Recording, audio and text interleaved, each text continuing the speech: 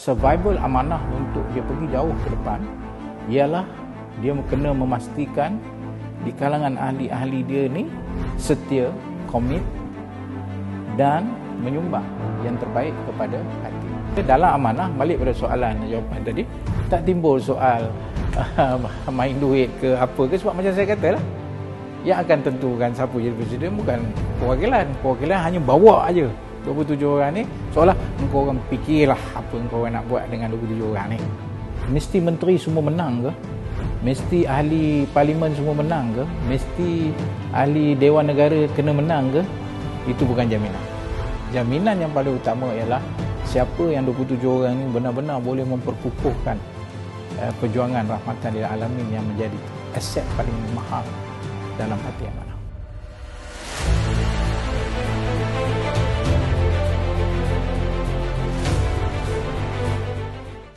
Pemilihan jawatan utama dalam amanah berlainan dengan parti lain. Jadi Datuk Seri boleh jelaskan tentang perkara itu. Okey, di atas pengalaman yang kita ambil dari parti-parti sebelum ini, amanah yang ditubuhkan pada tahun 2015, kita antara yang cuba memastikan perlembagaan parti itu dinamik lah saya kata, dan tidak mengulangi masalah yang dihadapi oleh parti-parti sebelum ini. Antaranya ialah untuk memastikan tidak ada perpecahan. Maka itulah lahirnya idea bahawa yang menentukan leadership atau kepimpinan tertinggi itu ialah di kalangan 27 orang yang dipilih oleh perwakilan. Bermakna kita tidak bertanding untuk tujuan jawatan. Kita dipilih oleh perwakilan dengan meletakkan 27 yang tertinggi. Dan di kalangan 27 inilah mereka melantik presiden, timbalan dan 3 naib dan setiausaha.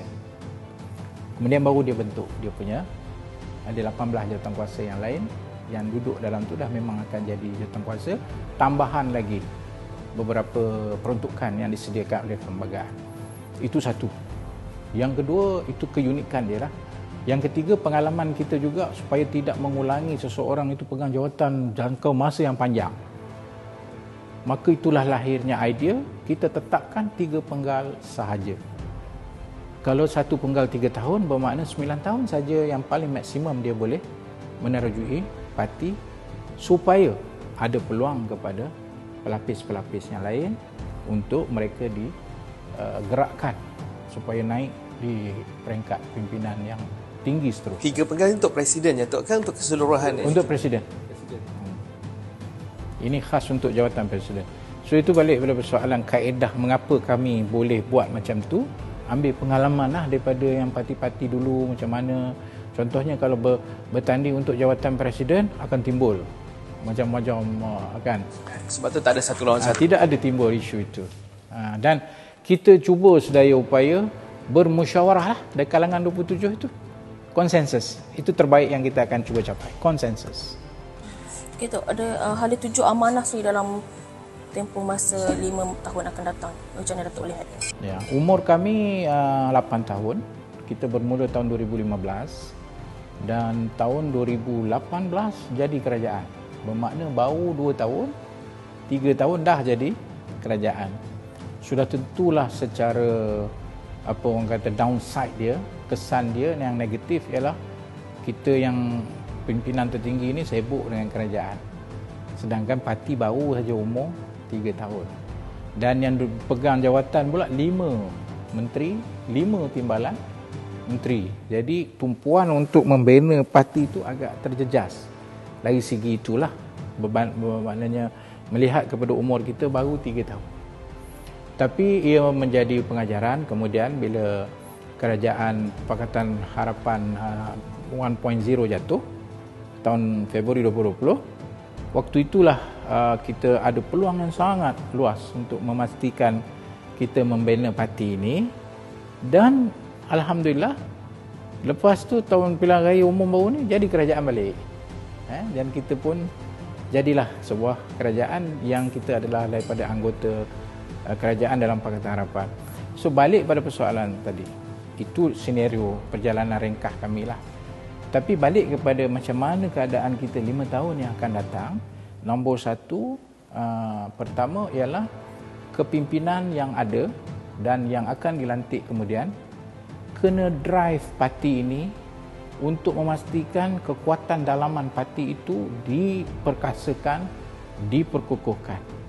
Sebab survival amanah untuk dia pergi jauh ke depan ialah dia kena memastikan di kalangan ahli-ahli dia ni setia, komit dan menyumbang yang terbaik kepada parti.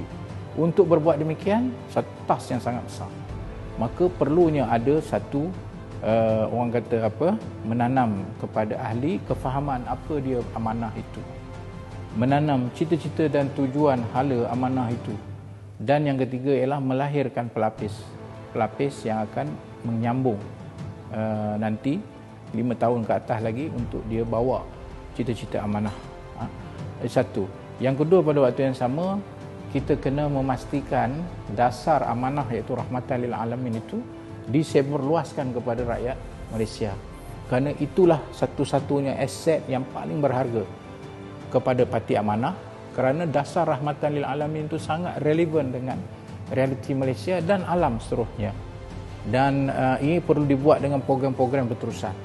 Sementara lagi kita jadi kerajaan, sepatutnya kita menggunakan kedudukan itu bukan sekadar berebut jawatan nak jadi menteri ke, berebut jawatan nak jadi timbalan ke, atau berebut jawatan nak jadi ketua kampung ke, tapi lebih penting ialah keselesaan kita menjadi kerajaan itu di mana peluang kita untuk menyebarluaskan gagasan rahmatan lil alamin yang merupakan aset paling berharga untuk parti amanah. Jadi dengan itu juga kita kena kukuhkan organisasi kita dari segi cawangan-cawangan, dari segi kawasan-kawasan, supaya kita juga bersiap sedia untuk pilihan raya umum 2026 yang akan datang, supaya kita kena memastikan amanah kursi yang dia bertanding, dia kena menang dan dia kena mendapat bilangan yang lebih meyakinkan untuk orang melihat parti amanah ini adalah parti masa depan untuk negara. Datuk, dah 6 tahun amanah. Dah 8, dah nak masuk ke 9. Datuk melihat amanah sudah matang untuk bertukar kepimpinan? Bukan saya yang decide itu sebenarnya. Perwakilan yang akan decide itu. Dan saya yakin perwakilan dengan hari ini pendedahan media sosial, kemudahan akses kepimpinan dari segi mudah hari ini ahli nak tengok credibility dan quality melalui tadi lah media sosial, melalui apa. Dulu mungkin benda itu agak elit sikit kan, tapi sekarang you tak boleh lari diri you daripada terdedah dari sudut apa you buat, apa sumbangan you kepada parti, apa you punya, kalau you position you sebagai ahli dewan, apa you buat. Benda tu memang orang kata tak semacam dulu. Kita boleh akses pimpinan itu dengan mudah ini. Dan saya yakin perwakilan amanah sudah cukup matang untuk menjawab soalan tadi, adakah tiba masanya untuk membuat perubahan ataukah kekalkan, ataukah kita perlu lebih dinamik dalam memilih mungkin pelapis yang lebih muda. Itu bukan saya yang menjawab, itu mereka yang akan memutuskan. Untuk pemilihan akan datang, mungkin ada perlu jalinan daripada pelbagai lapisan umur untuk menerajui 5 top 5 amanah? Kalau tanya kepada saya lah, mana-mana parti pun dalam menentukan siapa yang akan memimpin yang atas, kalau kita dalam konteks kita top 5, saya rasa jaringan-jaringan dan keperwakilan itu perlu ada. Yang muda, keperwakilan teknokrat, keperwakilan orang agama, keperwakilan orang yang season dalam politik, keperwakilan wanita. Saya rasa kombinasi itu memang akan menjadi satu, orang kata apa, perkara yang lumrah. Supaya yang penting akhirnya ia bukan sekadar top 5, yang kita syok sendiri. Tapi top 5 itu perlu dilihat oleh rakyat. Dan dengan itu memberi keyakinan. Mana Parti Amanah ni nak pergi dengan top 5 ini. Saya yakin itu adalah antara faktor yang diambil kira dalam membuat pilihan siapa yang layak untuk memimpin. Dalam pemilihan tu mungkin Datuk beranggapan akan sebagai melawan untuk melawan kawan-kawan. Pandangan Datuk semacam mana? Sepanjang sejarah saya terlibat dalam parti politik, persaingan adalah perkara yang sangat lumrah. Tidak ada siapa yang menganggap persaingan itu sebagai sesuatu yang kita kata kotor ataupun tak elok. Kerana di dalam parti politik, persaingan adalah perkara yang biasa. Yang menjadi persoalannya ialah sejauh mana kita berpegang kepada persaingan yang sihat. Itu yang saya maksudkan. Yang kita pegang ialah sejauh mana persaingan itu boleh dianggap sebagai persaingan yang sihat. Sihat macam mana? Dia akan berpandukan kepada merit. Merit ni makna kelayakan. Dia akan berpandukan kepada sumbangan kepada parti. Dan paling besar selalunya, persaingan ini selalu dinilai dari sudut kesetiaan dia kepada parti. Kalau itu diambil kira sebagai persaingan, siapa yang lebih memenuhi kehendak itu, sumbangan kepada parti, kesetiaan kepada parti, jasa kepada parti, kalau itu diambil kira sebagai satu faktor persaingan, bagi saya itu sihat. Yang tak sihatnya, dia nak jadi ketua, dia pakai duit rasuah. Dia nak jadi ketua, dia memfitnah. Dia nak jadi ketua, dia tipu. Dia nak jadi ketua, dia manipulasikan orang, ahli. Itu bagi saya persaingan yang sangat tidak sihat.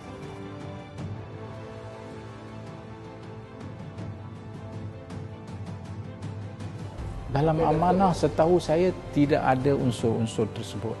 Macam saya katalah, jawatan presiden ditentukan oleh 27 orang. Mana bila nak bagi duit 27 orang ni? Contohnya lah. So, yang menjadi lebih tertumpu ialah perwakilan ni akan menilai kita dari mana kita punya kemampuan, apa sumbangan kita kepada parti. Dan kalau dia memegang jawatan dalam kerajaan, tak kira lah daripada sekecil-kecil dia sebagai ketua kampung sampai kepada sebesar-besar dia menteri, atau dia ahli parlimen atau ahli Dewan Negara, di situlah yang akan dia membuat penilaian. Jadi penilaian-penilaian itu bagi saya dalam amanah, balik pada soalan jawapan tadi, tak timbul soal main duit ke apa ke, sebab macam saya katalah, yang akan tentukan siapa jadi presiden bukan perwakilan. Perwakilan hanya bawa aja 27 orang ni, seolah engkau orang fikirlah apa engkau orang nak buat dengan 27 orang ni. Jadi tak timbullah isu kita nak bersaing jawatan. Yang timbul ialah kita nak meyakinkan bahawa ahli-ahli perwakilan melihat di kalangan 27 siapa ni yang kita nak bawa pergi. Yang kita kata mana-mana di kalangan 27 ni akan layak untuk dilantik menjadi presiden dan top 5 yang lain. Itu saja. Betul. Datuk antara orang yang awal menawarkan diri yang untuk bersedia di antara top 5 menjadi presiden. Ya, kita tahu presiden sekarang adalah seorang menteri yang memang boleh dikatakan carry weight dalam. Datuk melihat cabaran untuk meyakinkan 27 ni perwakilan daripada awal dengan pengalaman politik Datuk ni, Datuk melihat Datuk mampu menawarkan diri dan mendapatkan sokongan tu, Datuk? Saya yakin kepada perwakilan yang nak bawa 27 orang ni, dia tidak meletakkan kriteria menteri itu sebagai syarat. Dalam amanah lah, yang parti lain saya tak tahu. Kalau dalam amanah, syarat menteri ke timbalan ke senator ke dewan ke bukan kriteria yang paling utama dibuat satu penentuan. Kriteria yang paling pertama, keyakinan saya kepada ahli-ahli amanah ialah sejauh mana 27 orang yang kita nak lantik ini mereka benar-benar boleh mengembangkan parti, memperkukuhkan parti, dan lebih penting sejauh mana dasar besar yang merupakan asas kewujudan amanah iaitu rahmatan lil alamin ini boleh dibawa oleh 27 orang ini. Maka atas itu kita akan lantik mereka. Jadi dia tak akan timbul soal wah ni dalam ni ada mesti menteri semua menang ke? Mesti ahli parlimen semua menang ke? Mesti ahli Dewan Negara kena menang ke? Itu bukan jaminan. Jaminan yang paling utama ialah siapa yang 27 orang ini benar-benar boleh memperkukuhkan perjuangan rahmatan lil alamin yang menjadi aset paling mahal dalam parti amanah. Saya yakin itulah yang menjadi perkiraan.